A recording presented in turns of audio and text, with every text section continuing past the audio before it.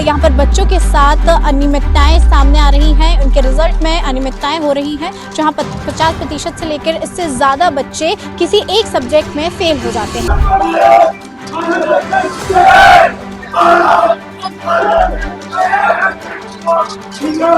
बार 5 attempt तक 80 बार दी जाती है और यहाँ से 1500 रुपए बच्चे से हर एक एग्जाम की वसूली करते हैं। फॉर्म डालते हैं और पास होते हैं, तो क्या ये इस बात को मानने के लिए तैयार है कि क्या जो हमारी पहले कॉपी चेक हुई तो वो गलत तरीके से चेक हुई, जिस वजह से हमें रीटोटलिंग का फॉर्म डालना पड़ा। एटीकेटी आ गई मेरी माइक्रोबायोलॉजी, मतलब जिस फील्ड में मैं हूँ उसी फील्ड में मतलब मेरी एटीकेटी कैसे आ सकती है। उनका क्या कहना है, उन्हें टोपोलॉजी में हमें सबको एटीकेटी आई है, हमने बीएससी में टॉप किया और एमएससी में ऐसा हुआ कि उन्होंने मुझे टोपोलॉजी में एटीकेटी ला दी, जबकि हर सब्जेक्ट में देखा जाए तो B+, A+ या तो A मिले हैं।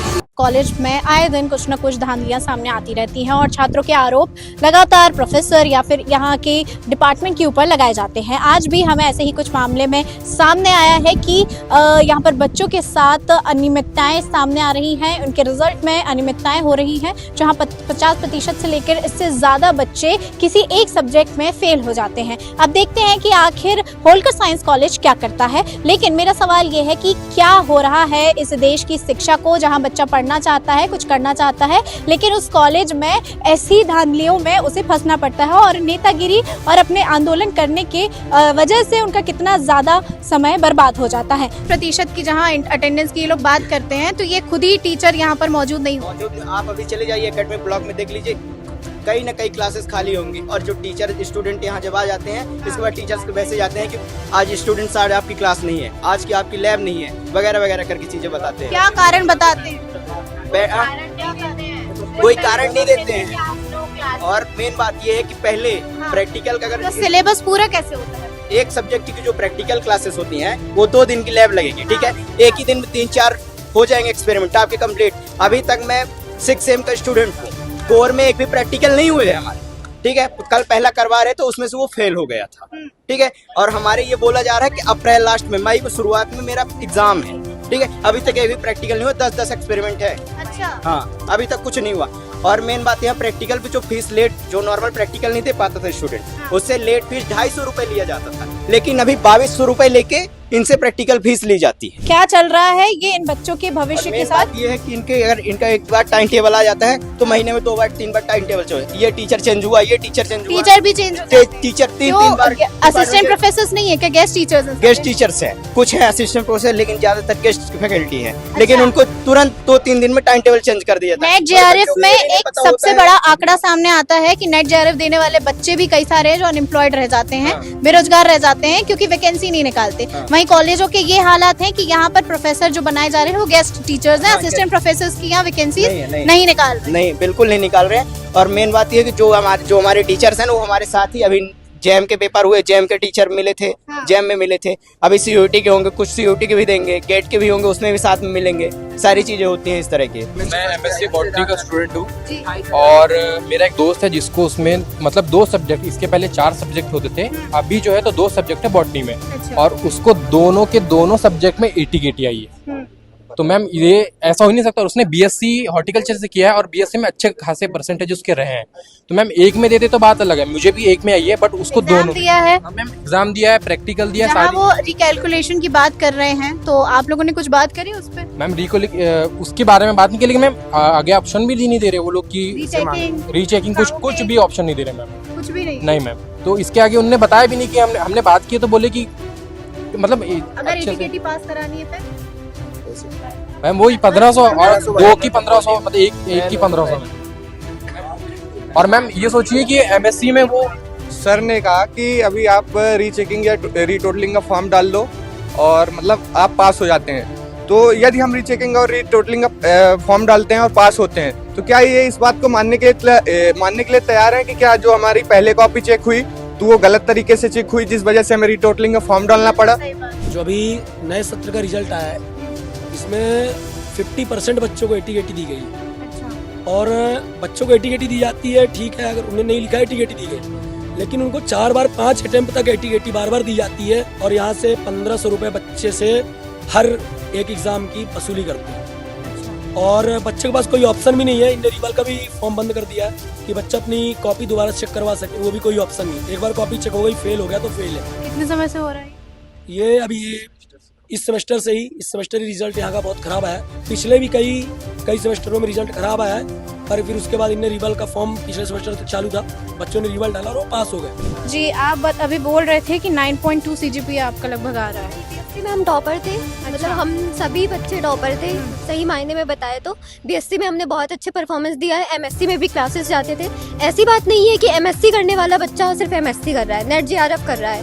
भाई वो ऑल कॉम्पिटिटिव एग्जाम की तो प्रिपरेशन कर सकता है ना। अगर बच्चा हफ्ते में 1-2 दिन नहीं आ रहा है तो समझो ना भाई इस बात को कि हम सिर्फ कॉलेज करने थोड़ी आए, अपना माँ बाप को छोड़ के, अपना घर छोड़ के। इस चीज़ को लेके उनका क्या कहना है? उनने टोपोलॉजी में हमें सबको 80 आई है, हमने बीएससी में टॉप किया और एमएससी में ऐसा हुआ कि उनने मुझे टोपोलॉजी में 80 ला दी, जबकि हर सब्जेक्ट में देखा जाए तो B+ A+ या तो A मिले हैं, सिर्फ टोपोलॉजी में हाँ रिजल्ट है। ये टोपोलॉजी में इनने 80 ला दी, इस पे B+ है, इस पे B+ है और सेमिनार टॉपिक में A आया है। मतलब इनका टोपोलॉजी में ही आप ये देख सकते हैं। होलकर साइंस कॉलेज में हम अभी फिलहाल मौजूद हैं और आप ये देखिए कि A+ है, B+ है, A है, B+ है और B+ है। यदि किसी व्यक्ति को या किसी बच्चे को लगातार A+ या फिर B+ आ रहा है, यानी वो इस प्रकार का बच्चा तो है नहीं कि जिसको पढ़ने में रुचि ना हो या पढ़ नहीं सकता। ज्यादा वो बच्चे हैं जो MPPSC कर रहे हैं, UPSC कर रहे हैं। मैं खुद MPPSC कर रही हूँ। आप क्या कर रही है? BSc MSc? मेरा BSc चल रहा है यहाँ से और मेरा MPPSC अलग से चल रहा है। तो उसमें आपको भी 80 आई है? हाँ, मेरे को फिजिक्स जैसे सब्जेक्ट में ओपन इलेक्ट्रिक में 80 दी है, मैथ्स में भी नहीं दी है, कंप्यूटर में भी नहीं दिया, ये फिजिक्स में आई कहाँ से? हाँ, अपनी कॉपी चेक करी? कॉपी चेक करवाने वाली कुछ बोल रहे हैं? वो कुछ बोल ही नहीं रहे हैं। वो बोल रहे हैं कि 1500 रुपए तो 80 तो एग्जाम निकाल लो। अच्छा, हाँ, सीधे 1500 रुपए की मांग कर रहे हैं। अभी हमने इनसे बात करी। रिवैल्यूएशन का ऐसा है कि अपने कॉलेज में अभी तक रिवैल्यूएशन का चलता था, रिवैल्यूएशन की प्रक्रिया चल रही थी, लेकिन अभी सर का ये कहना है कि नियम में ही नहीं है रिवैल्यूएशन। जब नियम में नहीं था, 2021 का DAV का जो ऑर्डिनेंस है यूनिवर्सिटी का, उसमें है, नियम में था ही नहीं रिवैल्यूएशन। 2021 से 25 तक बच्चों से 500 रुपए की अवैध वसूली कर रहे थे आप फिर। और 50% स्टूडेंट्स को यदि 80 आ रही है और उसी समय पे आप रिवैल्यूएशन जैसी प्रोसेस को बंद कर रहे हो, तो इससे कहीं ना कहीं सवाल उठता है कि आप सीधा सीधा वसूली करना चाह रहे हो बच्चों से। तो मेरा ये मानना है कि यदि ऑर्डिनेंस में नहीं था तो आपको 2021 में ही बंद कर आपका शुभ नाम? श्याम शुक्ला। क्या कर रहे हैं आप? मैं यहाँ से, मेरा BSc लास्ट सेमेस्टर चल रहा है। BSc आपको भी 80 आई? मेरे को एक है, लेकिन मेरा ऐसा है कि उसमें CCE के मार्क्स वगैरह का था, मैंने अपडेट करवा लिया। लेकिन ये बहुत सारे बच्चों के साथ में ये समस्या है कि CCE के मार्क्स भी नहीं अपलोड हो रहे हैं और बहुत सी अव्यवस्थाएं, अनियमितताएं हैं यहाँ पे। रीचेकिंग का वेबसाइट में ऑप्शन ही नहीं आ रहा है, बिल्कुल सिर्फ रीटोटलिंग का आ रहा है और रीशोइंग का आ रहा है, और उसमें भी कोई फिक्स नहीं कि उसके बाद रीचेकिंग का तो ऑप्शन रीचेकिंग आ ही नहीं रही, ऑप्शन ही नहीं है और वेबसाइट यहाँ पे वो बच्चे बोल रहे हैं कि हम रीचेकिंग करवा लेंगे। रीटोटलिंग और रीशोइंग का आ रहा है सिर्फ अच्छा। और कोई ऑप्शन है ही नहीं। आपका कितना रिजल्ट आता था? मेरा आराम से 18.5। क्या आपके फ्यूचर के क्या प्लान है? मुझे UPSC प्रिपरेशन कर रही हूँ मैं, तो मैं मोस्टली मैथमेटिक्स ही पढ़ा है मैंने आज। तो आज जब आप यहाँ पर बैठे हुए हैं, UPSC में एक फिक्स शेड्यूल होता है, आपको हर दिन हर टाइम उसके बारे में सोचना होता है और हर टाइम उसके लिए काम करना होता है, लेकिन आज आप अपनी प्रिपरेशन छोड़कर यहाँ पर बैठे हुए हैं सिर्फ रिजल्ट के लिए। और सिर्फ 1 महीने से हम लोग रीशोइंग का भी देख रहे हैं, रीटोटलिंग का भी देख रहे हैं, लेकिन कोई रिस्पॉन्स 1 महीना लग गया है, 1 महीना पूरा हो गया। उसके बाद आप लोग यहाँ पर हैं, आपको लगता है जो आप करनी सेना के साथ आए हैं वो आपकी मदद करेगी? जी, हमें मतलब कि ट्रस्ट है कि कुछ ना कुछ तो चेंज होगा, इस वजह से हम लोग यहाँ पे बैठे, वरना हम लोग नहीं बैठे होते पढ़ाई छोड़। आपको ये नहीं लगता कि आप पॉलिटिक्स वगैरह में अगर यहाँ पर आएंगे तो कहीं ना कहीं आपके आगे के फ्यूचर में रिजल्ट में प्रॉब्लम जाएगी कि आप आंदोलन कर रहे थे एक समय पे कॉलेज में? देखिए, बात ये है कि अभी अगर रिजल्ट के लिए नहीं लड़ेंगे, हम सही चीज के लिए नहीं खिलाफ आवाज नहीं उठाएंगे, तो बाद में भी हमारे साथ कुछ होगा तो हम आवाज नहीं उठा पाएंगे, इसलिए हमें आवाज उठाना अच्छा है। विश्वविद्यालय या हम कह सकते हैं कॉलेजों में से एक होता है MGM। जी, आप बताइए। मैं वहाँ का BMLT कर रहा हूँ, वहाँ से MGM से, और मैं LN से पढ़ा हुआ हूँ, कोटा से। ठीक है, तो आप समझ सकती हैं LN वाला कैसा होता है बच्चा, और फिर MGM में सिलेक्शन लिया, BMLT कर रहा हूँ, तो फिर कैसा हो सकता है। उसके बाद भी मेरे 4 सेम यहाँ से निकल गए और 5वें सेम में आया क्या, ATKT आ गई मेरी माइक्रोबायोलॉजी, मतलब जिस फील्ड में मैं हूँ उसी फील्ड में मतलब मेरे लिए ATKT कैसे आ सकती है। और आप इंटर्नशिप की बात कर रहे थे, BMO की बात। हाँ, इंटर्नशिप मैंने गवर्नमेंट हॉस्पिटल से की, वहाँ से जो मेरा अशोकनगर जिले से बात, हाँ अशोकनगर जिले से की। तो वहाँ के जो BMO सर हैं उन्होंने मेरे लिए उन्होंने कहा कि मैं इसको A+ ग्रेड देता हूँ, इसके लिए पास करो, क्या कहता है वो मेरे बात करो। उन्होंने अलग से रिपोर्ट बना के दी और साइन करके दिया। ऐसी मामलों में सामने नहीं आते हैं, लेकिन अब ऐसा हो रहा है। हाँ बताओ। अभी यहाँ पर एक सर थे, तो सर ने बोला कि यहाँ पर कोई भी ऐसा बच्चा नहीं जिसकी 25% से ऊपर अटेंडेंस है, जबकि मेरी 90% से ऊपर अटेंडेंस है। इस बात पर मुझे गुस्सा आई, इसलिए मैं आगे आया था कि सर आप मेरी कॉपी यहीं पे चेक कर लीजिए, मैं 100% अटेंडेंस वाला भी हूँ और मैं पास भी हूँ, ATKT वाला नहीं हूँ। मेरा रिजल्ट तो लग रहा है कि यहाँ जो बच्चे हैं वो पढ़ने वाले बच्चे नहीं है, हाँ वो उग्रवादी वो आंदोलन करने आए हैं, उनको पढ़ाई लिखाई से मतलब नहीं। तो आप हर बार आते हैं या ये पहली बार ऐसा हुआ? पहली बार ही ऐसा हुआ है क्योंकि आपके यहाँ रिजल्ट की बात आ गई। रिजल्ट की बात आप ये सोच सकते हैं, आप ये देखिए कि यहाँ बच्चे जो हैं ये कह रहे हैं कि हमारा जो रिजल्ट है वो एक्चुअली में खराब आया है, लेकिन जो प्रोफेसर्स हैं ये बात मानने को तैयार नहीं है। उन्हें लग रहा है कि ये बच्चे सिर्फ आंदोलन करने के लिए सामने आए हैं। उन्हें यहाँ पर हम कह सकते हैं एक टैग चलता है नेता नगरी, वो नेतागिरी करने के लिए आए हैं। लेकिन ये बच्चे वो नहीं है, ये बच्चे वो हैं जो एक्चुअली अपने रिजल्ट के लिए यहाँ सामने आ रहे हैं, अपने हक के लिए सामने आ रहे हैं।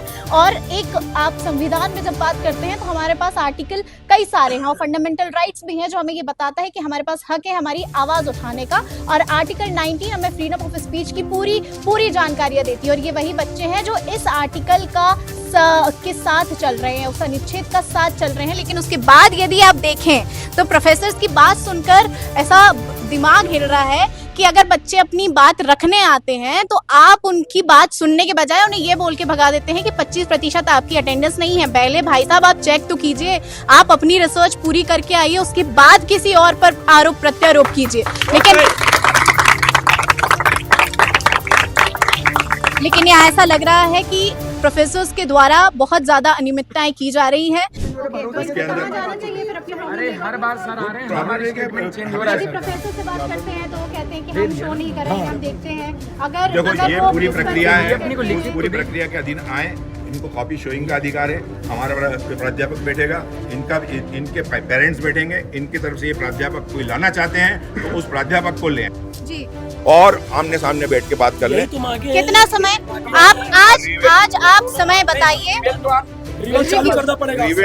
आप समय बताइए कितना समय लगेगा, लगभग कितने समय में इनको इनकी कॉपी समझ आ जाएगी, समझ देखने मिल जाएगी? ये आज हम नोटिस निकाल देंगे, आज हमारी आखिरी तारीख है, शाम को 5 बजे हम नोटिस निकाल देंगे कि ये बच्चे इस तारीख को पहले संबंधित विषय का टीचर आके कॉपी को देखता है, संबंधित विषय का टीचर आके उस कॉपी को देखता है, समझता है, फिर बच्चे के सामने नेक्स्ट डे रखा जाता है। तो अभी आज हम लोग नोटिस निकालेंगे, कल या परसों में डिपार्टमेंट के हेड से कहेंगे कि वो सब्जेक्ट विषय एक्सपर्ट को भेजे, वो कॉपियों को देखेगा।